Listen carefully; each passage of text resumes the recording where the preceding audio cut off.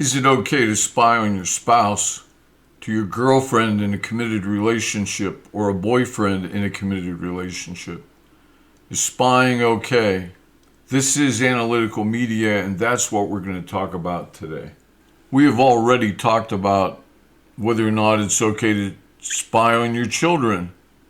It's a completely different topic. Is your phone password protected? Does your significant other have the ability to look in your phone? What about read your emails? Are you hiding anything? Now, the argument's going to be, you don't need to see what I have on my phone, because if you trusted me, and you should, and I'm going to be very upset if you don't, then you don't need to look, because you trust me.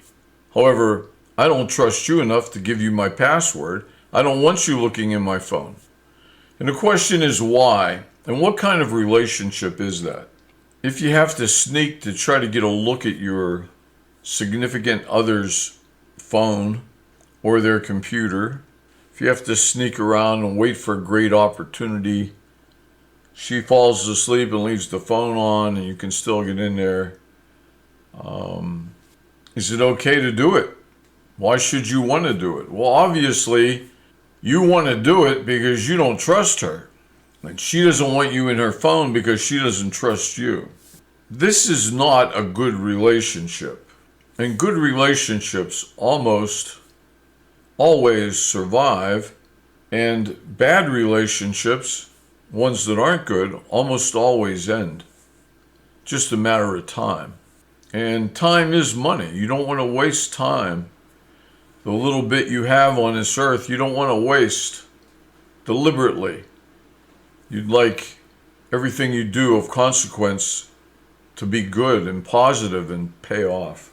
If you know you have significant problems in your relationship, like trust issues, either get help in some type of couples counseling or end that relationship and move on to find somebody else, somebody that will make this time you're spending worthwhile.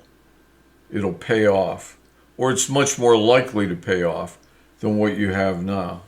The whole issue of spying revolves around the idea that I don't trust my partner. If you really did trust your partner, you would not need to know what they were doing, what emails they're sending, what texts are coming out from their phones. You would not need to know this because you would trust them completely.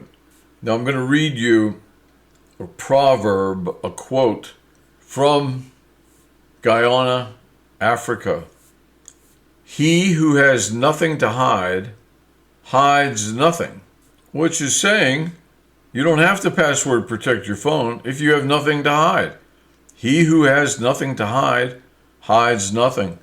You don't have to put those old letters, text messages, things you've printed out. You don't have to put them somewhere in a box and hide them in the back of the closet, because if you have nothing to hide, you hide nothing. Let's change that a little bit to say this. If you're in a good relationship, you have nothing to hide. If you say, well, I really have nothing to hide, but my wife or my girlfriend would not understand these messages I've been exchanging, then you need to work on that in therapy, or you need to find a new wife or girlfriend or husband.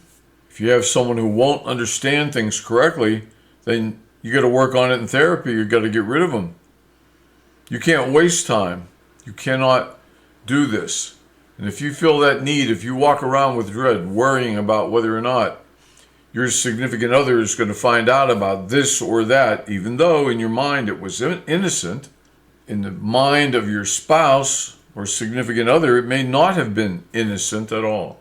They see it as being a bad thing, and chances are, if you're hiding it, it is a bad thing. But lots of people do that in relationships. They have somebody they're with. They're not satisfied with that person. They don't want to end up with this person. But it's good enough for now. It's good enough until you find somebody better. And that's exactly what they do. They stay in that relationship and look around to find somebody better so they can leave their current relationship. And that is a very bad thing. You shouldn't have to hide anything from your spouse. Things from the past, there's no urgency about what you did with your old boyfriend or girlfriend, or how many times you had sex, or what you did for fun. There's no urgency to talk about that. You may agree not to talk about it. You might say, look, what you did before, you were an adult, and what I did before, I was an adult, and it's not going to help our relationship to talk about what we did sexually with other people, or what we said, or whatever. And that's okay. It's up to the two of you to make that choice, because there is no urgency. That stuff is not going to hurt you. It's over. It's done. It's buried. But we're talking about things that are being hidden, that are ongoing at this moment. If your phone is password protected and your significant other does not know the password, that's ongoing. It was password protected yesterday, but it's password protected today, and it's going to be password protected tomorrow. Something is being hidden. And if you say, well, I don't care what you say, I don't feel comfortable letting my significant other look through my stuff, well, then I would suggest you have something to hide. It doesn't make you comfortable. What about it makes you uncomfortable? Back to the continent of Africa, he who has nothing to hide hides nothing. So, to answer the question, is it okay to spy on my significant other? The answer is there should be no need. There's nothing to see. You don't have to find a secret way to get into that phone. That phone is unprotected, or you have the password. And let's talk about cheating in a relationship for a minute. Cheating can be overcome. You find out your spouse, your significant other is cheating, it can be overcome. You can go on to have a wonderful relationship that'll last forever, or you can break up right now at this instant. But if you decide to try, maybe with the help of counseling, you will find out that the cheater has to re-earn that trust. It doesn't automatically come back saying, okay, I'm sorry, I shouldn't have done it. I'll never do it again. So it's gone, man. I can still go where I want to go. I don't have to answer the phone if I don't want to answer it when you call. I don't have to tell you where I've been. I can act snooty. Like, well, what do you care where I was? I didn't do anything wrong. Are you never going to forgive me because I cheated and I was over at Alex's house having sex with him when you repeatedly tried to call me? Is that still bothering you? Well, yes, it is. And no, he doesn't know whether he can trust you or not. And that's why when he calls, you're going to answer that phone. Or if he wants to know where you've been, you're going to tell him. Because it must be re-earned, recaptured. The only way to be trusted again is by being trustworthy. And you cannot be trustworthy if you won't tell someone where you are, or you won't let them listen to your messages or read your texts. You need to re-earn it. You need to recapture it. And if you don't want to do it, end the relationship. It's over anyway. If you don't re-earn the trust, if you don't rebuild it, it's over. I've heard many people say, I knew my wife was cheating, or my girlfriend, or my husband, because something changed. Their behavior changed. They started making phone calls from out on the patio, and they never did that before. Or somebody would call and they'd say, oh yeah, okay, and then they'd leave the room and talk for 20 minutes. And they kind of knew, the spouse knew they were lying, that they knew something was wrong. And of course, what's wrong is that there's cover-up behavior occurring. Leaving the room, not answering calls. Normally you'd answer the phone when it rang, but now you won't. You see who it is and you don't answer it. It's indicative of a bad relationship that's probably going to end anyway. You might as well end it. And if you are not ashamed of your behavior, then don't hide it. This goes for men and women. In a good relationship, nothing is hidden. Now, to hide something, it takes effort. I'm not saying that everything that's ever happened to you has been revealed, but I'm saying you've gone to no effort. You have not gone to the trouble. You've expended no energy in hiding something.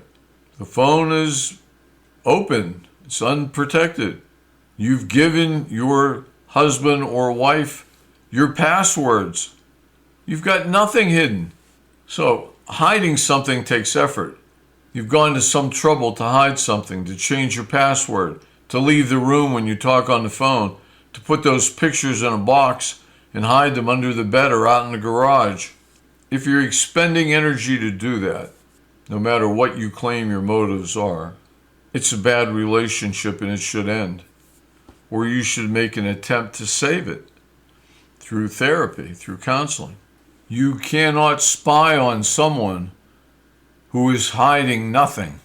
How are you going to spy on your significant other when they tell you everything, when they hide nothing, when you have the passwords to their phone or their phone is not encrypted in any fashion, or any accounts they have, their work email, nothing.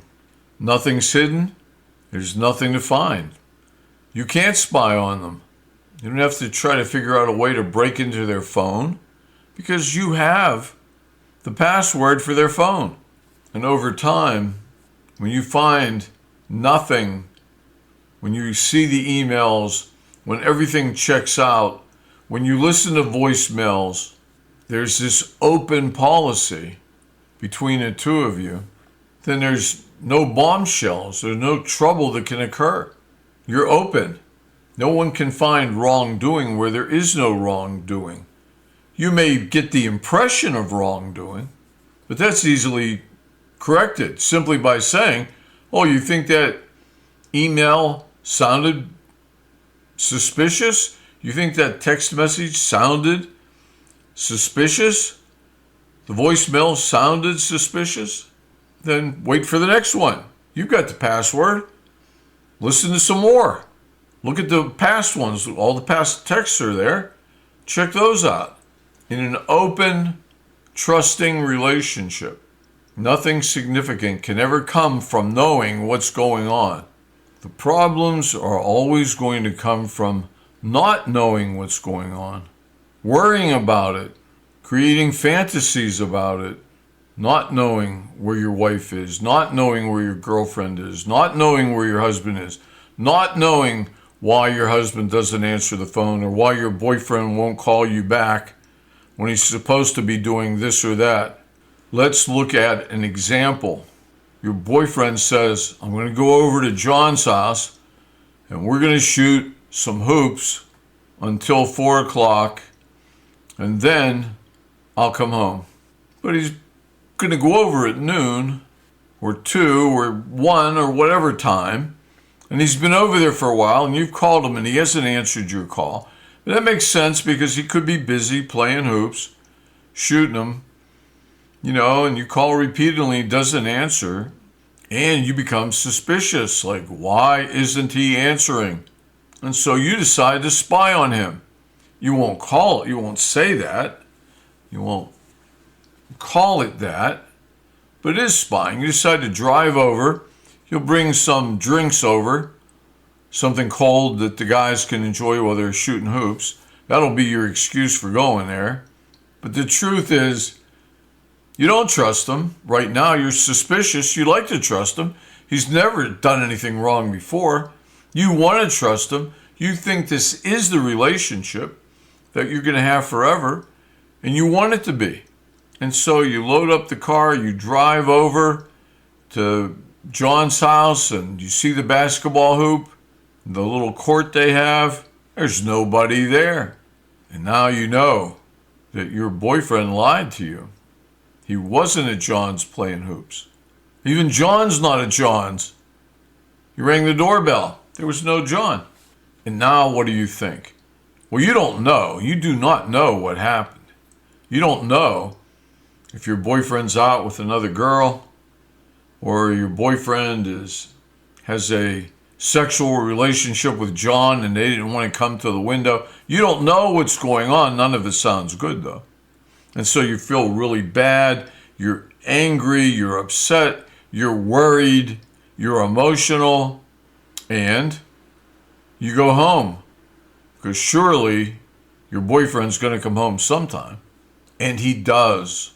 He comes home an hour and a half later, 2 hours later, and you're upset.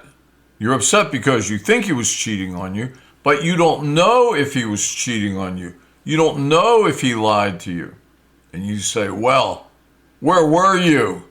Because you know he's going to say he was with some girl.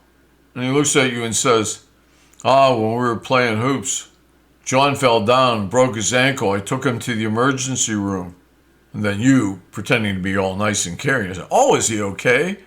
And he says, yeah, I just dropped him off. He's fine.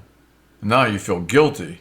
Because, see, there are reasons for things you can't understand. You had all the reasons why your boyfriend wasn't at John's. None of them were good, but you didn't realize there could be a good one. There could be something there for real. No reason to get upset. And now you feel bad. Well, you don't know if you can completely believe your boyfriend. Is it okay to say, well, why don't we pick up something for John to eat? Or I'd like to go over and see how John's doing. Or whatever. Is it okay to do that? Is it okay to check on your boyfriend because you don't quite trust him? Probably because you were worked up to that great emotional state if you're being cheated on. Is it okay to go and check to see if John's a for real broken ankle? Because with a real broken ankle, you're going to have a cast. Yeah, it's okay. In fact, it's good. It's good to go over and to find out for sure what you don't know. You heard me tell you, what's painful, what's bad, what kills a relationship are the things you don't know. You'd like to know. If you knew, you'd be okay, but you don't know. And now when you see John in pain with a broken ankle, it's going to reinforce your relationship. So I'm saying, even though some people, usually the sneaky bad people, they're the sneaks, they're the cheaters, they're the bad people. They're the ones just hanging out until they find somebody better, and they're lying to you all the time. They love you, but they don't. They're just using you. Those people become morally indignant when someone suggests that you should give them your password. You should be willing to prove what you're saying to them is true.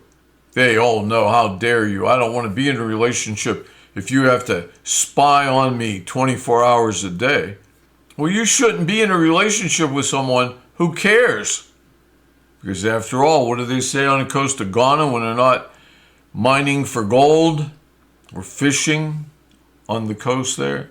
They say, he who has nothing to hide hides nothing. And here's a similar quotation or adage.